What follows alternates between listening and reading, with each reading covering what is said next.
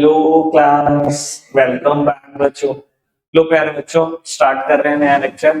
बेटा कल हम बात कर रहे थे ट्रेडिंग एंड सेटलमेंट प्रोसीजर की। हम डायग्राम एक बार कंप्लीट कर चुके हैं। साथ ही साथ बेटा हमने 3 पॉइंट पढ़ लिए थे। अभी 7 पॉइंट का डिस्कशन और है, ठीक है ना। तो बेटा मैंने इस बार अभी डायग्राम दोबारा कंप्लीट नहीं किया, दोबारा भी कंप्लीट करूंगा आपके साथ साथ, ठीक है जी। सब देखते हैं, चलना सामने बेटा। बहु शुरू के 3 पॉइंट में हमने क्या पढ़ा। जब भी कोई इन्वेस्टर स्टार्ट करता है डीलिंग सिक्योरिटीज में, सबसे पहला काम है बेटा उसको किसी रजिस्टर्ड ब्रोकर या सब ब्रोकर को अप्रोच करना और उसके साथ बेटा अपना ब्रोकर क्लाइंट एग्रीमेंट साइन करना। ब्रोकर क्लाइंट एग्रीमेंट क्या है, उसका पर्पस क्या, शायद आपके दिमाग में आ रहा होगा, ठीक है ना जी। बेटा स्टॉक एक्सचेंज सिर्फ ब्रोकर्स को पहचानती है, उनकी यूजर आईडी पासवर्ड से लगने वाली एंट्रीज को पहचानती है, वो किसी इन्वेस्टर को नहीं जानती। और अगर वो इन्वेस्टर को नहीं जानती तो बड़ी सिंपल सी कहानी है बेटा, अगर आपके यूजर आईडी पासवर्ड से कोई भी ट्रांजैक्शन एंटर हुए हुआ तो बाबू उसके लिए पे आपको करना है, इन्वेस्टर को की कोई जिम्मेदारी नहीं है। इसी वजह से बेटा ब्रोकर अपनी सेफ्टी के लिए इनसे कॉन्ट्रैक्ट कर लेता है कि आपके बेहाफ पे कल को मैं कोई भी ट्रांजैक्शन डाल दूं तो आप डिनाई नहीं कर सकते, ठीक है जी। कोई दिक्कत तो नहीं बेटा। बाबू और कुछ बेसिक डिटेल भी दे देना, just like PAN card, just like date of birth and address का प्रूफ, यानी कि बेटा Aadhaar card, bank account detail, demat account detail, residential status और एक चीज लॉजिकल एजुकेशनल क्वालिफिकेशन। बेटा सेकेंड पॉइंट ये कि बैंक अकाउंट और डीमैट अकाउंट ओपन करा लो, ठीक है ना सर। तो जब पहले पॉइंट में डिटेल दिया तो ओपन पक्का कराया होगा। थर्ड पॉइंट ये कि क्लियर इंस्ट्रक्शन दे दो, जो भी बाय और सेल करना है, मतलब जितनी भी क्वांटिटी करनी है, जिस भी प्राइस पर करना, ठीक है जी। अब आगे बढ़ाते हैं बेटा, भाई मैंने तो अभी शुरू भी नहीं किया, इतना गुस्सा। फोर्थ पॉइंट कहता था broker then will go online and connect to the main stock exchange and match the share at the best price available. बेटा बहुत काम की बात है, आराम से सुनना। बाबू कह रहा है अब ब्रोकर ऑनलाइन जाएगा। सर आपने कॉल करी और ब्रोकर को इंस्ट्रक्शन दे दिया कि इस दाम पर इतनी क्वांटिटी मेरे व्यापार बाय कर दो, ठीक है, ब्रोकर को इंस्ट्रक्शन दे चुके हो। बेटा कहता है then broker will go online and connect to the main stock exchange website and match the share at the best available price. बेटा ऐसा क्यों नहीं कहा इस पॉइंट ने कि match the share at a price which is told by the investor. ऐसा ही क्यों कहा कि बेस्ट प्राइस पे मैच करना। सर ये कहता है इन्वेस्टर ने जिस प्राइस पे कहा उस प्राइस पे मैच करना। देखो बेटा बड़ी सिंपल सी कहानी है कि अगर आपने कॉल कर कर उसको इंस्ट्रक्ट कर भी दिया है कि इस प्राइस पर इतनी क्वांटिटी आप हमारे बेहाफ पर खरीद लो, विषय सामने देखो कि इस प्राइस पर इतनी क्वांटिटी खरीद लो, बेटा वो स्टॉक एक्सचेंज की वेबसाइट को कनेक्ट करेगा। It will take few seconds, 20 second 30 second तो लगेंगे ना, वो सौदा एंटर करेगा, 20-30 सेकंड और भी लगेंगे ना। बेटा अब 1 मिनट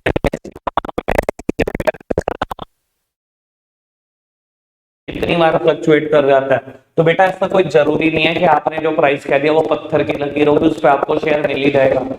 मान लो मेरा वो कल वाला एग्जांपल कि 500 100 रुपए के दाम पे आपने बोल दिया 100, लेकिन बेटा 100 का मतलब ये नहीं है चल रहा। 1 मिनट तो लगा होगा ना ब्रोकर को कनेक्ट करने में स्टॉक एक्सचेंज को, उसका दाम सौदा डालने में बेटा। और आपको भी पता है मैं पहले दिन से बढ़ा रहा हूँ बेटा, पलक झपकाने में शेयर का दाम 4-5 बार उड़ जाता है, ठीक है ना। तो समझ सकते हो बेटा 60 सेकंड बहुत बड़ी चीज है। तो कहता है बेस्ट अवेलेबल प्राइस पे मैच करने की कोशिश करता है। और बेटा बेस्ट क्या होता है, बड़ी सिंपल सी कहानी है। देखो अगर आप शेयर के खरीदार हो तो आपके लिए बेस्ट है जितना सस्ता मिल जाए। आपने 100 बोला है भाई, मिलने को क्या पता 99.5 मिल जाए, क्या पता बेटा 99 ही मिल जाए। आपके लिए तो बेस्ट हुआ है जितना सस्ता मिल जाए, पर अगर आप सेलर तो आपके लिए बेस्ट है जितना महंगा बिक जाए। और ब्रोकर वो पूरी कोशिश करेगा महंगे से महंगा बेचने की, सस्ते से सस्ता खरीदने की। समझ में आ रहा है बेटा बेस्ट अवेलेबल प्राइस क्या है। पक्का से बढ़ाई बात को आगे। बेटा फिफ्थ पॉइंट कहता है when the can be bought or sold at the price mentioned, it will be communicated to the broker's terminal and the order will be executed. कहता है एक बार अगर आपने शेयर बॉट और सोल करने का जिस भी प्राइस पर आपने बाय और सेल करना है बेटा, ऑर्डर प्लेस कर दिया, कह रहा वो ब्रोकर टर्मिनल पे कम्युनिकेट होगा और फिर ऑर्डर इलेक्ट्रॉनिकली एग्जीक्यूट हो जाएगा। क्या मतलब? बिल्कुल बेटा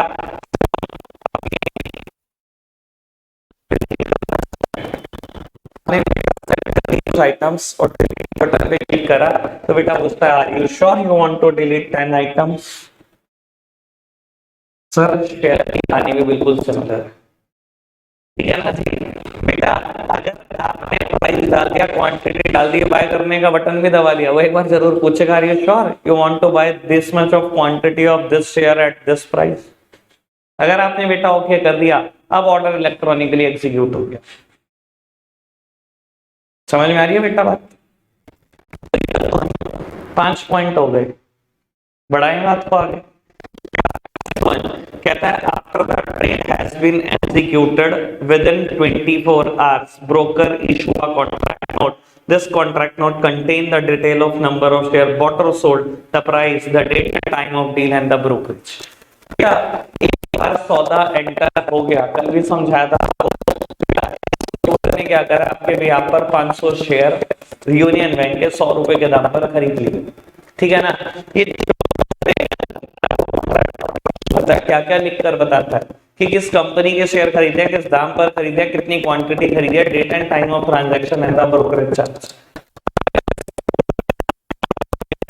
तो अब ये भी आपको कुछ चीजें लिखकर बेचता है, किस कंपनी के शेयर बेचे हैं, किस प्राइस पर बेचे, कितनी क्वांटिटी बेची है, date and time of transaction and the brokerage charge. बेटा लीगल टाइम इशू करने का कॉन्ट्रैक्ट नोट 24 घंटे है, पर बेटा मैंने आज तक नहीं देखा कि 24 घंटे जैसा समय लगा। बेटा within a few hours contract note आ जाता है, within a few hours, ठीक है ना। ठीक है ना, कल भी मैं आपको बता रहा था कि 1 घंटे में भी मैंने कॉन्ट्रैक्ट नोट आते हुए देखे, ठीक है ना। अब आप समझ सकते हो क्यों आ जाते हैं 1 घंटे में, डर क्यों सता रहा है, ठीक है ना जी। समझ में आती है बेटा? चलो जी बढ़ाते हैं बात को आगे। 7th पॉइंट पढ़ते हैं। 7th पॉइंट सबसे टेक्निकल पॉइंट है बेटा इन सारे पॉइंट्स में, सबसे टेक्निकल 7th है। कहता है now the investor has to deliver the share sold और pay cash for the share bought. This should be done immediately after receiving the contract note और before the day when the broker shall make payment और deliver the share to the exchange. This is called the paying day. लो पुत्र इसको आराम से समझ लेना, इसको समझ लिया तो समझ लेना टॉपिक भी खत्म हो गया, ठीक है। इधर देखना प्लीज मेरी तरफ बाबू। इस सेटलमेंट प्रोसीजर में 3 दिन की बहुत अहमियत है।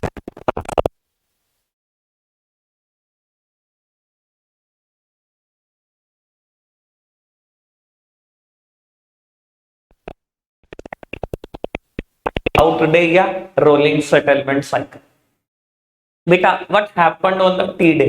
मैं अगर आपसे पूछूं कि अलग अलग मुझे तो बताओ कि टी डे में क्या होता है, या T+1 क्या होता है, या T+2 क्या होता है, तो मेरा ख्याल आपके दिमाग में कल वाली कुछ ना कुछ बात अभी भी होगी। बेटा कहानी क्या होती है, आपने ट्रांसलेशन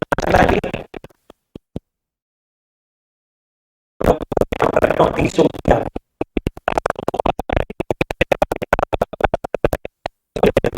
700 शेयर 100 रुपए के खरीदे, तो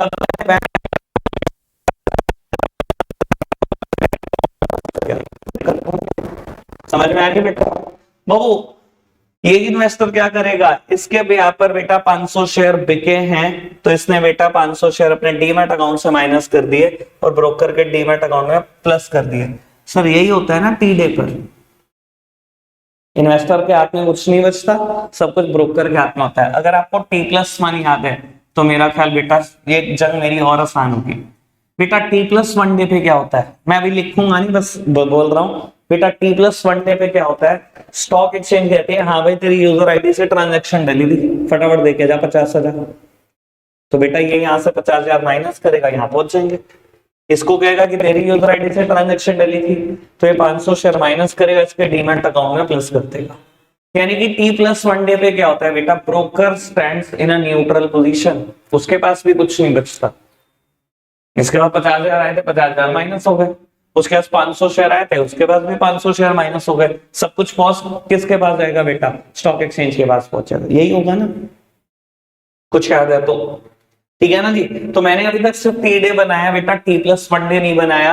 क्यों नहीं बनाया अभी पता लग जाता है बेटा। 7th पॉइंट पढ़ना बेटा। 7th पॉइंट में ना एक चर्चा ऐसी है कि ना बीच में ना एक वर्ड और आएगा, ठीक है ना। और वर्ड का मतलब क्या है बेटा, इससे ऊपर लिखी हुई स्टेटमेंट और ये स्टेटमेंट, इन दोनों में कोई अंतर नहीं है, यही तो मतलब होता है और वर्ड का, तभी तो हम और वर्ड लगा सकते हैं। तो बाबू ये दो अलग अलग स्टेटमेंट लिखी हुई है बेटा, और मुझे जस्टिफाई करना है कि दोनों का मतलब एक ही है, और टेक्निकल भाषा में लिखी है बहुत। चलो पढ़ते हैं। कहता है now the investor has to deliver the share sold. देखो इसकी बात कर रहा है। 5th पॉइंट में कॉन्ट्रैक्ट नोट आ चुका है, ठीक है ना। इधर देखो, now the investor has to deliver the share sold और pay cash for the share bought. समझ में आ गई बेटा बात क्या चल रहा है। कहते हैं इन्वेस्टर जितने भी तूने शेयर बेचे हैं डिलीवर कर फटाफट से ब्रोकर को, और जो जो भी तूने शेयर खरीदे हैं फटाफट से कैश दे ब्रोकर को। पहली पॉइंट ये लिखा हुआ है, now the investor has to deliver the share sold और pay cash for the share bought. This should be done immediately after receiving the contract note. कहता है ये कब कर देना, जैसे कॉन्ट्रैक्ट नोट मिले। और बेटा मेरा ख्याल तो ऐसा है कि कॉन्ट्रैक्ट नोट टी डे पे ही मिल जाता है। यानी कि इस बात का मतलब क्या निकला, टी डे ही तो निकला इस बात का मतलब। अब मैं आपको बता देता हूं, और वाला पोर्शन लिखेगा बड़ा टेक्निकल, लेकिन बेटा इसका मतलब निकलेगा टी डे। देखें पढ़े, चलो पढ़ते हैं और पोर्शन। कहता है और बिफोर द डे, उस दिन से पहले वाले दिन। किस दिन से भाई, when the broker shall make payment और deliver the share to the exchange, this is called the paying day. कह रहा है उस दिन से पहले वाले दिन ये काम कर देना। किस दिन से पहले वाले दिन, कहता है उस दिन से पहले वाले दिन जिस दिन ब्रोकर को पेमेंट करनी पड़ती है स्टॉक एक्सचेंज को, और ब्रोकर को शेयर देने पड़ते हैं स्टॉक एक्सचेंज को। बेटा ब्रोकर को कब पेमेंट करनी पड़ती है, कब बेटा वो पैसे देने पड़ते हैं, टी प्लस वन डे पे ही तो।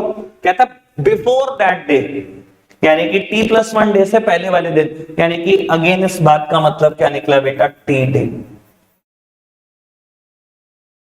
समझ में आई बात इसने कैसे लिखी, ठीक है ना। देख लो आराम से देख लो और पोर्शन एक बार दोबारा। कहता है और बिफोर दैट डे, यानी कि उस दिन से पहले वाले दिन, when a broker shall make payment और deliver the share to the exchange. ठीक है ना, उस दिन से पहले वाले दिन जिस दिन ब्रोकर को पेमेंट करनी पड़ती है स्टॉक एक्सचेंज को, और बेटा ब्रोकर को शेयर देने पड़ते हैं स्टॉक एक्सचेंज को। बेटा आप शेयर दोगे, आप पेमेंट दोगे, आप किस डे पे दोगे बेटा, टी प्लस वन डे पे दोगे, उससे पहले वाले दिन। यानी कि बेटा घूम फिर के इस बात का मतलब भी टी डे ही निकला। यहां तक पहुंच जाते हैं ना हम टी प्लस वन डे में, ठीक है। कोई दिक्कत तो नहीं, समझ में आ रही है बेटा बात। चलो जी बढ़ाते हैं बात को आगे। उसने इसका मतलब ये बताया कि टी प्लस वन डे का दूसरा नाम पेइंग डे है, वो तो खैर हमें पता ही है। चलो जी आगे बढ़ाते हैं बात को। कहता है कैश इज पेड और securities are delivered on a paying day which is before the T plus two day as the deal has to be settled and finalised on the T plus two day is called rolling settlement. बेटा इस बात की कोई अहमियत नहीं थी, चाहे अगर आप लिखना चाहते हो लिख लो, नहीं लिखना चाहते ना लिखो। उसने कहा सिक्योरिटीज डिलीवर कर देना, पेमेंट कर देना, टी प्लस टू डे से पहले पहले कर देना, क्योंकि हर डील को सेटल होना है टी प्लस टू डे में, और उसको हम रोलिंग सेटलमेंट साइकिल बोलते हैं। सर हमें भी पता है कोई भी ट्रांजैक्शन अगर टी डे पे डलेगी तो बेटा टी प्लस टू डे पे सेटल होना ही होना है, और आपको सिक्योरिटीज भी देनी पड़ेंगी स्टॉक एक्सचेंज को, और पैसे भी देने पड़ेंगे इस दिन से पहले पहले दिन। ठीक है जी, तो दिक्कत तो नहीं। आगे बढ़ाते हैं। कहता है on the T plus two day, आ गया बेटा सेटलमेंट का दिन, the exchange will deliver the share or make payment to the other broker, this is called the payout day। Sir आ गया टी प्लस टू डे, क्या कह रहा है, कहता है exchange will deliver the share और pay cash to the other broker। Other broker का क्या मतलब है बेटा, इस ब्रोकर से पूछा भाई तूने क्या दिया था, इसने कहा 50,000 रुपए। अच्छा ये पकड़ 500 शेयर। सर जिसने पैसे दिए थे उसको मिलेंगे शेयर, जिसने दिए थे बेटा शेयर उसको मिलेंगे पैसे। यहां से इसने अपने डीमैट अकाउंट से 500 शेयर माइनस करे बेटा, और ब्रोकर के डीमैट में प्लस। यहां से बेटा स्टॉक एक्सचेंज ने 50,000 रुपए माइनस करे। हाँ भाई तूने क्या दिया था 500 शेयर, ये पकड़ अपने 50,000 रुपए। सर क्या करेगी स्टॉक एक्सचेंज, शेयर डिलीवर करेगी और पेमेंट करेगी अदर ब्रोकर को। अदर ब्रोकर का मतलब समझ रहे होंगे, जो पैसे देगा उसको मिलेंगे शेयर, जो देगा बेटा शेयर उसे मिलेंगे पैसे। ठीक है जी। And last one, the broker can make delivery of share in a demat from, नहीं होगा ये बेटा, फॉर्म होगा। The broker can make delivery of share in demat form directly to the investors demat account. इधर देखना बेटा, कह रहे हैं ब्रोकर को भी क्या करना पड़ेगा, ये शेयर डिलीवर करने पड़ेंगे to the investors demat account. बेटा इधर वाली बात हमने नहीं लिख के लिखना चाहिए, ये भी लिख लो कि ब्रोकर क्या करेगा, ये पैसे भी उसको बिलोंग नहीं करते, ये भी वो डिलीवर कर देगा इन्वेस्टर को। खत्म हो गई कहानी। यही है बेटा सेटलमेंट। क्लियर है बेटा, बात समझ में आती है? बढ़ाएं बात को आगे। बाबू जी अब सबसे इंपॉर्टेंट टॉपिक शुरू होने जा रहे हैं चैप्टर का, सेबी। ठीक है ना, और इसके बिना पेपर बनता नहीं है, बड़ा क्लियरली बोल दूं। ठीक है ना, कोई मिथ मत रखना दिमाग में, यहाँ से पेपर 100% कुछ ना कुछ देगा। ठीक है ना, जिस साल सेबी से कुछ नहीं आएगा समझ लेना उस साल बेटा सीबीएसई बोर्ड 12th का पेपर ही नहीं हुआ बिजनेस का। बिल्कुल क्लियर बात है ये। चलो जी बाबू सब सामने देखना, कुछ बातें याद करानी है अभी आपने। बाबू ये चर्चा शुरू हुई थी फाइनेंशियल मार्केट से, और चर्चा चलते हुए 8-9 दिन हो चुके हैं बेटा। वो फाइनेंशियल मार्केट के कितने पार्ट थे फटाफट बताओ, कौन कौन से? मनी मार्केट और कैपिटल मार्केट के कितने पार्ट थे? 2। कौन कौन से? Primary market and secondary market. चलो जी बेटा, स्टॉक एक्सचेंज क्या इनमें से? सेकेंडरी मार्केट ही स्टॉक एक्सचेंज है, यही शेयर मार्केट है। ठीक है ना बाबू, इंडिया में ना 1980s तक जितनी भी ग्रोथ करी है, जितनी भी शेयर मार्केट में, बेटा शेयर मार्केट बहुत साल पुरानी है इंडिया में। ठीक है ना, 1876 के आसपास बीएसई की एस्टेब्लिशमेंट डेट है, बिफोर इंडिपेंडेंस, बहुत बहुत पहले। ठीक है ना, पर मैं कहता हूं चलो आफ्टर इंडिपेंडेंस धीरे धीरे लोगों में पैसा आना शुरू हुआ, धीरे धीरे शेयर मार्केट ने ग्रोथ करनी शुरू करी। पर बेटा जितनी 1980s तक ग्रोथ करी, मतलब ये कह लो बेटा 100 साल लगा के जितनी ग्रोथ करी, उतनी ग्रोथ बेटा अगले 10 साल में। ठीक है ना, 1981 से लेकर 1992 तक, जब तक स्कैम 1992 नहीं हुआ, 12 सालों में इतनी ग्रोथ करी जितनी 100 साल में करी। और इंडिया का ना कल्चर बन चुका है बेटा, या दुनिया में भी कह लो यही कल्चर है बेटा। बहुत पैसा आने लगा, बहुत लोग अवेयर होने लगे शेयर मार्केट से, 1980s के बाद बहुत लोग अवेयर होने लगे। ठीक है ना, और आपको बता देता हूं बेटा, जहां कहीं पैसा होता है ना वहीं फ्रॉड होते हैं। तो 100 साल में जितनी ग्रोथ करी उतनी 10 साल में करी, इतना पैसा आने लगा, इतने लोग अवेयर होने लगे, तो बेटा फ्रॉड्स भी बढ़ते चले गए। अब फ्रॉड करने वाला कौन था सर? किसी ने कोई मौका नहीं छोड़ा, जिसको जैसा दाव मिला उसने वैसा फ्रॉड किया। ठीक है ना, और इसमें इन्वेस्टर्स भी शामिल हैं, इसमें ब्रोकर्स तो शामिल हैं ही हैं, और इसमें कंपनीज भी शामिल। कंपनीज के हालात देखो तो पैसा खा गई, शेयर ही नहीं दिया आज तक। पैसा खा गई है, शेयर ही नहीं डिलीवर करे आज तक। हर तरीका क्या है, आप एडवांस पेमेंट देते हो तभी तो कंपनी शेयर देती है। आपने पेमेंट दी हुई है, आई नहीं, शेयर ही नहीं आए कभी मुड़ के। ठीक है ना, कंपनीज फरार हैं लोगों के पैसे लूट कर, म्यूचुअल फंड फरार हैं लोगों के पैसे लूट कर। सर ब्रोकर्स भाई साहब पैसे दे दिए, कंपनी से शेयर आगे अपने अकाउंट में रख के बैठे हुए हैं, क्योंकि इन्वेस्टर के अकाउंट में डायरेक्ट नहीं आते। समझदार हो, प्रोसेस पढ़ के आए हो। हमेशा बेटा पहले शेयर किसके अकाउंट में आते हैं? ब्रोकर के अकाउंट में आते हैं। उन्होंने कभी डिलीवर नहीं करे। ठीक है ना जी। सर इन्वेस्टर तो इन्वेस्टर महान, फोन करके कहेंगे शेयर खरीद दो, ब्रोकर ने खरीदे उनको पैसे नहीं दे रहे। तो सर जिसको जैसा दाव लगा उसने वैसा फ्रॉड किया, किसी ने कोई मौका नहीं चूका। ठीक है ना जी। और बेटा कोई क्योंकि पीनल प्रोविजन डिसाइडेड नहीं था कि सजा क्या थी। देखो बेटा हर बात की सजा आईपीसी 420 सेक्शन नहीं हो सकता, हर चीज की सजा वो नहीं है। ठीक है ना, इंडिया में लोगों को लगता है था इसने हमेशा धोखाधड़ी करी है कि सेक्शन याद आता है। ठीक है ना, वो आईपीसी इंडियन पीनल कोड का सेक्शन 420 420 करी तूने मेरे साथ, तेरे ऊपर मुकदमा ठोकूंगा, एक ही चीज याद आती है। तो सर हर चीज की सजा वो नहीं है। और ठीक है ना, किसी किसी चीज में बेटा क्राइम इतना सीरियस होता है कि 420 उसको सजा भी नहीं दे पाता। कभी कभी क्राइम इतना सीरियस होता है। तो बेटा क्योंकि पीनल प्रोविजन कहीं डिसाइडेड नहीं थे, तो बेटा ब्रोकर भी खुलेआम घूम रहे थे, वो कंपनीज भी फ्रॉड करके खुलेआम घूम रही थी, और गवर्नमेंट बहुत परेशान, क्योंकि कंप्लेन ग्रीवेंसेस रोज आ रही थी इन्वेस्टर्स की। तो बेटा गवर्नमेंट ने एक सेपरेट रेगुलेटरी बॉडी बनाने की सोची, जिसका नाम बेटा उन्होंने सोचा सेबी, कि हम एक रेगुलेटरी बॉडी बनाते हैं जो स्टॉक एक्सचेंज को, जो शेयर मार्केट को कंट्रोल करेगी। ठीक है ना, मेनली बेटा हम ऐसा बोलते हैं कि वो स्टॉक एक्सचेंज को या सेकेंडरी मार्केट को कंट्रोल करेगी, बट बेटा जनरली वो रेगुलेटर है सारी की सारी सिक्योरिटी मार्केट का। ठीक है ना, क्योंकि मेनली बेटा ज्यादातर फ्रॉड यहां से शुरू होता है। ठीक है ना, तो बेटा सिक्योरिटीज मार्केट को कंट्रोल करने के लिए एक रेगुलेटरी बॉडी की जरूरत पड़ने लगी, जो एक हार्श पनिशमेंट दे सके, जिसके बाद बेटा फ्रॉड रुक जाए। देखो मैं ना आपको हर देश की एक कहानी बता देता हूं बेटा। अगर पब्लिक के पैसे किसी भी देश में डूबने शुरू हो जाते हैं, किसी भी देश में बेटा, उस देश में ना पब्लिक का ट्रस्ट खत्म हो जाता है गवर्नमेंट के ऊपर। ज्यादातर ऐसा देखा गया कि गवर्नमेंट की सरकार ही गिरा दी जाती है, ज्यादातर ऐसा होता है। किसी भी अगर आप देश में देखो जहां बैंक भागे हैं, देखो बेटा अगले इलेक्शन में कभी वो गवर्नमेंट नहीं आई है। कभी भी देखो बेटा जहां कंपनीज भागे स्टॉक एक्सचेंज में लोगों का पैसा चुराता है, वो गवर्नमेंट नहीं आई है। लोगों का ट्रस्ट खत्म हो जाता है बेटा, अगर बैंक भाग जाए, पब्लिक का, आम पब्लिक का पैसा मर जाए, या स्टॉक एक्सचेंज में लोगों का पैसा मर जाए, तो लोगों का ट्रस्ट बिल्कुल खत्म हो जाता है गवर्नमेंट के ऊपर।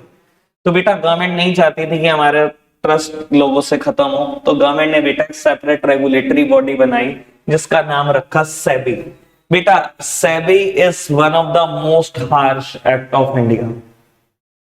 ठीक है ना सर, फुल फॉर्म क्या है? Security exchange board of India. Sir काम क्या करता है? मार्केट को रेगुलेट करता है और मार्केट में जितने पार्टिसिपेंट्स हैं सबको कंट्रोल करने की कोशिश करता है।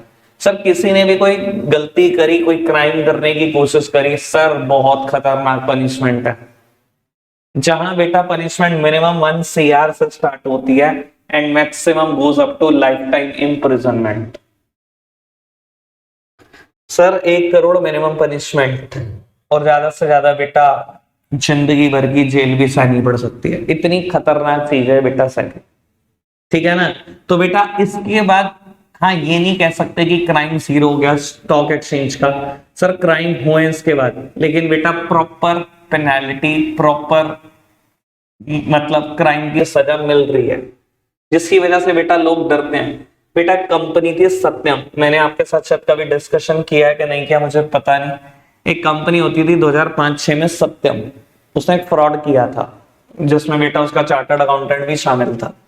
ठीक है ना, फ्रॉड ये था बेटा, फर्जी एसेट्स मतलब खड़ी की हुई थी बेटा बैलेंस शीट में, कुछ बहुत एक ह्यूज अमाउंट की। ठीक है ना जी, और इन्वेस्टर इस भुलेखे में कितनी मेरी कंपनी के पास एसेट्स इन्वेस्ट करे जा रहे हैं धड़ाधड़, भाई साहब एनुअल रिपोर्ट पढ़ पढ़ के कितनी एसेट्स है कंपनीज के बाद। भाई जिस दिन वो फ्रॉड खुला कि एसेट्स थी नहीं, कई हजार करोड़ की एसेट दिखा रही थी, है ही नहीं, एक्चुअली में एग्जिस्ट ही नहीं करती, बेटा 250 रुपए का शेयर गिरते गिरते 2.5 रुपए पे आ गया। इतना पब्लिक का पैसा बेरान हुआ, आप सोच सकते हो, जिसने 250 रुपए पे शेयर खरीदा और 250 रुपए का रह गया। सर बाद में उसको महिंद्रा ने टेक ओवर किया, लेकिन मैं बता देता हूँ जितने डायरेक्टर शामिल थे, वो चार्टर्ड अकाउंटेंट, सर आज तक जेल में सड़ रहे हैं, 17 साल बीत चुके हैं सीज को। इतनी खतरनाक पीनल प्रोविजंस हैं। ठीक है ना, इतनी खतरनाक पेनल्टीज है कि कोई बेटा सोचता नहीं है कि मैं शेयर मार्केट में फ्रॉड करने की बात करूं। कल मैं आपको बता देता हूँ, कल ही एक मैंने लेटेस्ट में आर्टिकल पढ़ा, एक ना ट्रेनर है, नाम नहीं ले रहा मैं, सिखाता है शेयर मार्केट में। अब मुझे नहीं पता उसके एंगल से क्या हुआ, या कुछ लोगों ने उसके खिलाफ कंप्लेन करी सेबी को, या क्या हुआ, सिखाता है वो शेयर मार्केट। फिर सेबी ने उसके ऊपर 17 करोड़ रुपए की पेनल्टी लगाई। मैं दिखाऊंगा आपको आर्टिकल। 17 करोड़ रुपए की पेनल्टी लगाई और लाइफ टाइम बैन कर दिया इंडियन शेयर मार्केट से। बिल्कुल कल की न्यूज है ये, और तुम्हारे बैच में था, मैं ट्विटर पे मेरे पास एक ऐसे ही पॉपअप आया, मैंने कहा चल मैं घर जाके पढ़ूंगा पूरा आर्टिकल, क्या मैंने घर जाके पढ़ा। 17 करोड़ रुपए की पेनल्टी। और टीचर है, अच्छा खासा यूट्यूब पे चैनल है, अभी दिखाऊंगा, लाइव ट्रेडिंग करता है, कभी कभी ट्रेडिंग में एक एक दिन में 1-1 करोड़ बना लेता है। एक दिन में लाइव ट्रेडिंग, लाइव दिखाएगा तुम्हारे को, 1 करोड़ रुपए बना रखा उसने एक दिन में, सिंगल डे में। क्या पता क्या था उसके एंगल्स, कैसा ये सेबी को कुछ कंप्लेंट्स पहुंची। तो इतनी खतरनाक अथॉरिटी है सेबी। ठीक है ना जी, किसी टाइम पर मैंने भी उसकी 2-4 क्लासेस अटेंड की हुई है उस पर्सन की। ठीक है जी बाबू, करते रहेंगे खैर ऐसी बात। बाबू एक काम करना, आप अभी सेबी का ना एक इंट्रोडक्शन दिया है, पेज नंबर मैं बता देता हूं आपको, 97 के अप्रोक्स होगा शायद, 95। बाबू पेज नंबर 95 पर आओ, एक इंट्रोडक्शन दिया हुआ है, पहले पढ़ना, मैं इसका मतलब समझाऊंगा, आप एक बार पढ़ना शुरू करो इसको, इस इंट्रोडक्शन को पढ़ो, फिर मैं आपको आर्टिकल भी दिखाता हूं एक। लो पुत्र सामने देखना बेटा, बिल्कुल सामने देखो बाबू। 12 ऑफ अप्रैल 1988 को लिखा हुआ है, सेबी को इंटरिम एडमिनिस्ट्रेटिव बॉडी बनाया, और बेटा बाद में लेटर ऑन 30 जनवरी 1992 को एक एक्ट पास कर दिया और सेबी को एक सेपरेट रेगुलेटरी बॉडी बना दिया। सर क्या मतलब है इन बातों का? इंटरिम बॉडी का क्या मतलब है? बेटा देखो, पार्लियामेंट ना हमेशा पावर में नहीं होती, ऐसा नहीं होता बेटा कि 365 दिन पार्लियामेंट चल रही है।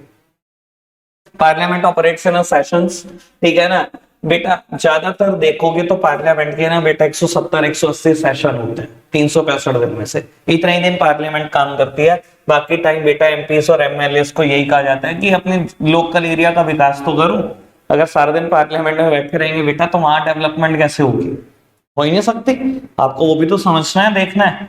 तो बेटा अब एक बात समझो, जरूरी नहीं था कि 12 अप्रैल 1988 को पार्लियामेंट सेशन में हो, पर बेटा क्योंकि कंप्लेंट्स बहुत ज्यादा आ रही थी, बहुत ज्यादा आने लगी थी बेटा इन्वेस्टर की तरफ से, तो 12 अप्रैल 1988 को ऐसे ही जो मतलब रूलिंग पार्टी थी उसने बना तो दिया सेबी नाम की अथॉरिटी, पर इसका कोई लीगल स्टेटस नहीं था क्योंकि पार्लियामेंट ने इसको पास नहीं करा। पार्लियामेंट उस टाइम पर बेटा सेशन में नहीं थी, आपने कोई कानून नहीं पास करवाया, बस ऐसे ही एडमिनिस्ट्रेटिव बॉडी बनाती कि करो रेगुलेट। पर अगर आप स्कैम 1992 वेब सीरीज देखोगे तो पहले कंप्लेन नहीं हुई थी, सेबी के पास ही हुई थी कंप्लेन इनकी, और उन्होंने यही बोला हमारा तो कोई लीगल स्टेटस ही नहीं है, हम क्या एक्शन ले सकते हैं इस पर्सन के खिलाफ, हर्षद मेहता के खिलाफ। आप स्कैम 1992 देखना, बिल्कुल क्लियर यही वर्डिंग है जो मैं बोल रहा हूं, इनका कोई लीगल स्टेटस नहीं था बेटा यहां पर, ठीक है ना। जब कंप्लेन बहुत ज्यादा बढ़ने लगी तो बेटा पार्लियामेंट से कानून पास हुआ 30 जनवरी 1992 को बेटा, और यहां पर सेबी एक लीगल अथॉरिटी, एक रेगुलेटरी अथॉरिटी बनी, क्योंकि इसको पार्लियामेंट ने बनाया था, कानून रूप से बनी थी बेटा। समझ में आया इंट्रोडक्शन का मतलब क्या है? ठीक है जी बेटा, अगला टॉपिक है reason for the establishment of SEBI. ठीक है जी, पहला मुद्दा आपका ही है बेटा, एक बार आप ट्राई करो, नहीं तो फिर मैं बताता हूं, जल्दी जल्दी से पढ़ता हूं बाबू, पढ़ना शुरू कर रहा हूं मैं एक बार। During 1980s, there was a tremendous growth in the capital market due to increasing participation of public. This led to the many malpractices like rigging of prices, unofficial premium on new issue, violation of rules and regulation of stock exchange, listing requirement, delay in delivery of share by the broker, merchant banker, companies, investment consultant, and other involved in a security market. कहता है 1980s में बहुत growth हुई, इसी हिसाब से mail practices भी बढ़ती गई, और कुछ मेल प्रैक्टिसेस के इसने नाम भी लिखे। लिस्टिंग रिक्वायरमेंट कंपनीज ब्रीच कर रही हैं, आपसे पैसे खाए, बीएससी एनएससी पे लिस्ट भी नहीं कराई और बेटा शेयर दे दिए। ऐसे कैसे दे दिया भाई? लिस्टिंग रिक्वायरमेंट ही ब्रीच कर गए। Delay in delivery of share, broker delivery नहीं कर रहे भाई शेयर की, अपने अकाउंट में लेकर बैठे हुए हैं। अनऑफिशियल प्रीमियम और न्यू इशू, प्राइस रिगिंग, ये कुछ ऐसे फ्रॉड है जिनका डिस्कशन मुझे बोर्ड पे करना है, इसलिए बेटा मैं इसके नाम पढ़ रहा हूं, बाकी तो आपको पता ही है। एक इनसाइडर ट्रेडिंग, एक अनऑफिशियल प्रीमियम और न्यू इशू है, प्राइस रिगिंग, इनकी चर्चा मुझे करनी है, अभी करता हूं। कहता है this resulted into many investor grievances because of lack of proper, है ये पेपर नहीं है, proper penal provision and the legislation, the government and the stock exchange were not able to redress these grievances of the investor. बेटा complaints daily बढ़ने लगी, investor परेशान होने लगे, कहता क्योंकि कोई प्रॉपर पीनल प्रोविजन नहीं था, तो बेटा ये ग्रीवेंसेस रिड्रेस नहीं हो पा रही थी, भाई कोई सजा नहीं मिल पा रही थी भाई किसी को भी। इन्वॉल्व भी है हर क्राइम में, क्राइम भी बेटा प्रूव हो जाता है, पर सजा देने के लिए कोई सजा ही नहीं। चलो जी पढ़ते हैं आगे। This necessitated a need for separate regulatory body and hence SEBI was established.